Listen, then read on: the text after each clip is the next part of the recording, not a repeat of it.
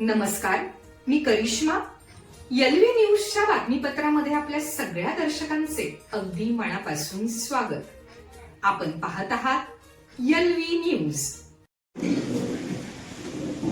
माझे बंधू आणि सांगली जिल्हा परिषदचे माजी सभापती माननीय पडळकर, तासगाव तालुक्याचे भाजपाचे अध्यक्ष, युवा नेते, पंचायत समितीचे सदस्य माननीय सुनीलभाई पाटील,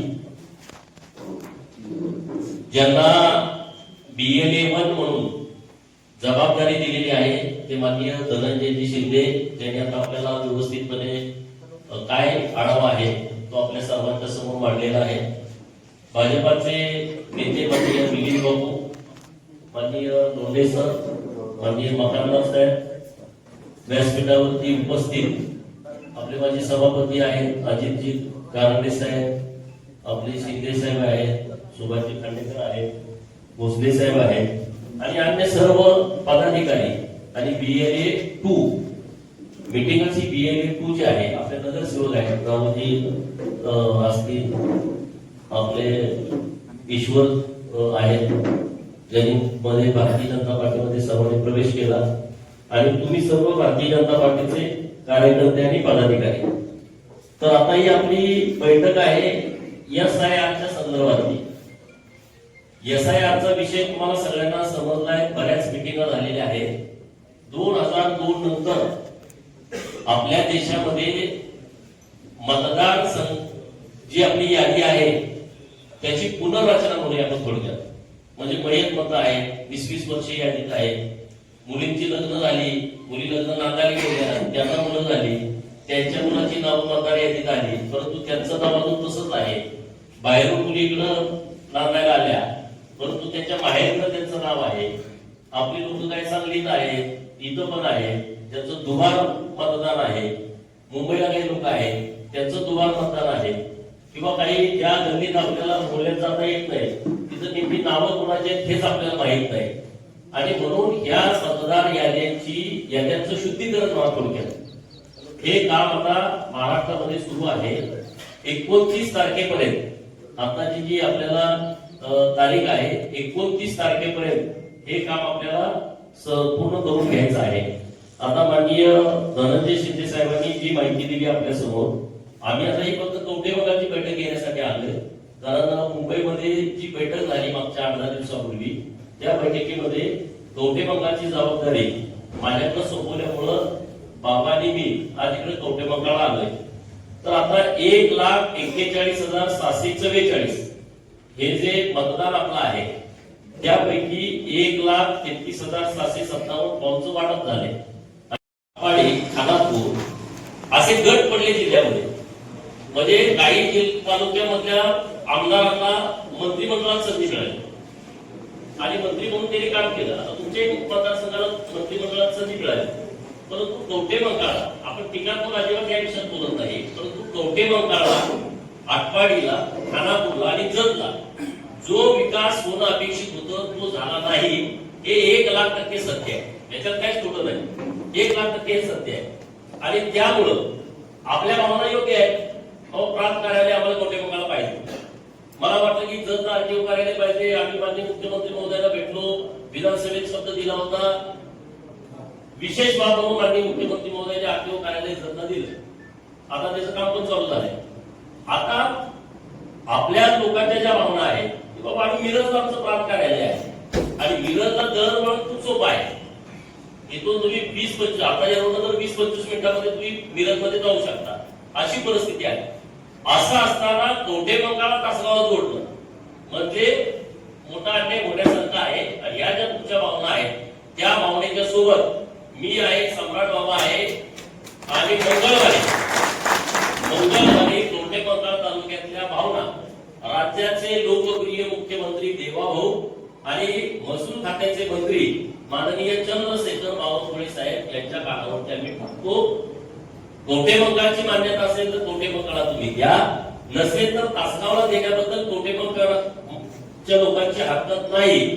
परत फक्त मिरज आहे तसंच ठेवा. मी त्यांना खासगीत बोललो तुम्हाला जर चालतंय का, तुम्ही नाही चालत, मग मी बसतो, मी लगेच तुम्हाला जोडून दिला असतं.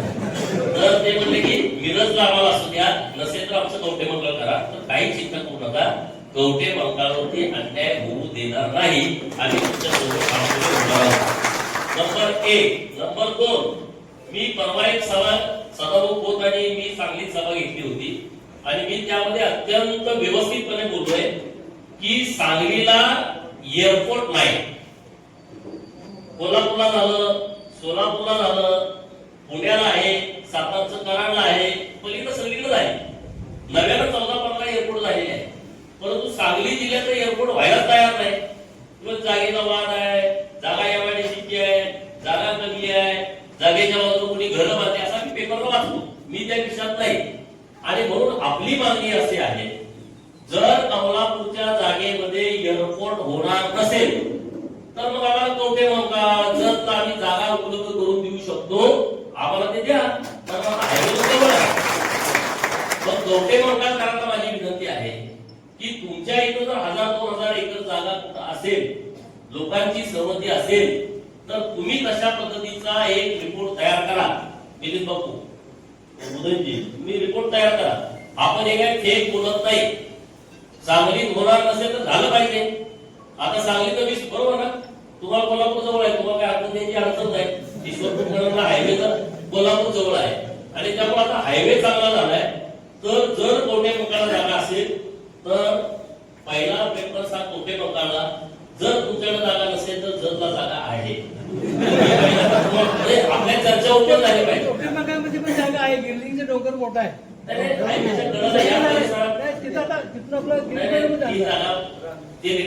जागा आहे. तुम्ही जागा काय करा, हा असं कुठला तरी एखादा स्पॉट काढा आणि आपण त्याच्या पद्धतीने मागणी करू नका. मागणी करायला काय हरकत नाही, आपण ती मागणी केलीच पाहिजे.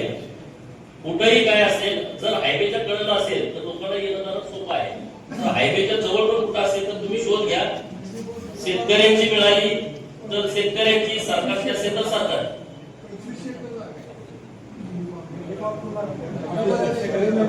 मग ह्याच्यावरती आपण बसू, पण आपण एक मागणी लावून करू की बाबा तिकडे होणार असेल, आमचा वाटिंबा आहे. सांगली जिल्हा आपला सगळ्यांचा आहे, सांगलीत झालं आमचं दुमत आहे. होणारच नसेल तर ते कुठंतरी झालं पाहिजे. तर ते कवठे मंगळामध्ये व्हावं, कारण हायवेला आहे, हायवेच्या जवळच आहे. नंबर 2. नंबर 3, कवठे मंगळ, लांडगेवाडी, कवठे मंगळ, डफळापूर, तुजर हा रस्ता खूप छोटा आहे आणि लोकांची रहदारी पण आहे. आणि म्हणून माननीय नितीनजी गडकरी साहेबांच्याकडे विनंती करून हा रस्ता आता पुढच्या महिन्यात 2 महिन्यामध्ये मंजूर होतोय आणि हा मोठा रस्ता होतोय, त्याचा पाठपुरावा मी करतोय. त्यामुळे आता जर डफळापूर, कोकळे मार्गे, आंतूर मार्गे जो आपण कवठे मंगळाला येतोय आणि लांडगेवाडीला जॉईन होतोय, तर हा रस्ता अंतिम टप्प्यात मंजुरीचा आहे. याचं टेंडर लवकर निघेल अशा परिस्थितीमध्ये आहे. हे पण आपल्याला परत कोणीतरी बॅनर लावेल म्हणून मी तुम्हाला सांगतोय. तर गडकरी साहेबांनी हे पूर्ण व्यवस्थितपणे त्याचा प्लॅन तयार केलेला आहे. आता परत यांनी ट्रॉमा केअर सेंटरच्या संदर्भातली मागणी आहे. तर राज्य सरकारनं नवीन हॉस्पिटल देणं थांबवलं होतं. माझा पण एक संचा प्रस्ताव आहे. तर त्याच्याबरोबर आता आम्ही माननीय मुख्यमंत्री महोदयांकडे विनंती करणार आहे की हायवेच्या कडचं गाव आहे, ऍक्सिडेंटचं प्रमाण खूप आहे, तर इथे एक चांगलं सेंटर व्हावं यासाठीचा प्रयत्न आपण नक्की करूया. ड्रायपोर्टच्या संदर्भामध्ये मागं संदीपजी पिटे आम्ही जितेश राणे साहेबांच्या सोबत बैठक केली होती आणि तो विषय होणंच गरजेचं आहे. त्याशिवाय कवठे मंगळ जतची आर्थिक परिस्थिती बदलू शकत नाही ही गोष्ट एकदम पक्की आहे. आणि म्हणून त्यासाठी जे काय करावं लागतंय ते आपण सगळ्यांनी बसून केलं पाहिजे. म्हणजे मेंढी फार्मची जागा किती आहे, आम्ही किती आहे, याच्यावर चर्चा करू. त्याचा कोणी गैरसमज करण्याची आवश्यकता नाही. मेंढी फार्मसाठी लागणारी जागा ठेवू, बाकीच्या जागेमध्ये ड्रायपोर्ट करता येते का, ग्रामपंचायतीची जागा आहे तर तशा पद्धतीचं ड्रायपोर्ट झाल्याशिवाय आपल्याकडे कुठलाही उद्योग येणार नाही, कुठलीही एमआयडीसी येणार नाही. कारण काय आहे, जोपर्यंत वाहतुकीच्या सुविधा होत नाही तोपर्यंत कुठलाच उद्योग आपल्याकडे येऊ शकत नाही. आणि मग त्याच्या संदर्भात पण पाठपुरावा आपण मोठ्या पद्धतीनं मोठ्या ताकदीने करूया. आरेवाडीच्या देवस्थानचा 160 कोटी रुपयाचा आराखडा तयार केलेला आहे, तो आता राज्य सरकारला पाठवलेला आहे. तर आमचा तिथं प्रयत्न आहे की तो कसा मंजूर होईल आणि त्या परिसराचं डेव्हलपमेंट कसं होईल असा एक आमचा प्रयत्न आहे. तुम्हाला निधीच्या बाबतीत त्यांनी सांगितलं 4 कोटी रुपयाचा निधी मिळाला होता. आता सम्राट बाबा इथं आलेले आहेत. माझी पत्रकारांना विनंती करून तोटे पंखाला जास्तीचा निधी कसा मिळेल अशा पद्धतीचा आपण सगळे प्रयत्न करू एवढं त्या निमित्तानं बोलतो. आणि SIRच्या बाबत तुम्ही खूप सिरियस व्हा, कारण परत वेळ तुमच्याकडे येणार नाही. आता बाबा बोलतील, मग आपण शक्यवर काय असेल तर आपण चर्चा करू. पाण्याच्या तलावाच्या संदर्भामध्ये पैशाची योजना सुरू केली, तुम्हाला माहित असेल. जरा पाऊस पडला तर कोयनेमध्ये आता सध्या 48% पाणी आहे. 70% भरणं अपेक्षित होतं, आतापर्यंत या वेळेपर्यंत भरलेलं नाही. नॅचरली जे पावसाचं पाणी नदीत आहे दोन्ही कडचं, कारण वाढण्याचं पण पाणी येतंय, त्या नदीचा फ्लो येतोय आणि इकडून आपल्या कृष्णेचं, त्याच्यावरती आपली पैशाची योजना सुरू आहे. मला वाटतं टप्पा क्रमांक 2 मध्ये लिकेज मोठं झालंय, 2 दिवसामध्ये ते लिकेज निघेल. आता तुमच्या तालुक्यातले पण आमच्या तालुक्यातले तलाव आपल्याला कसे भरता येतील याची आपण काळजी घेऊ आणि ते तलाव भरून घेऊ. चालू घडामोडींचे अपडेट्स जाणून घेण्यासाठी आपल्या LV न्यूज चॅनलला सबस्क्राईब जरूर करा, लाईक करा, शेअर करा व कमेंट देखील करा. बेल आयकॉनवर प्रेस करा व नोटिफिकेशन्स मिळवा. पाहत रहा फक्त LV न्यूज. मुख्य संपादक विलास उत्तम लोखंडे.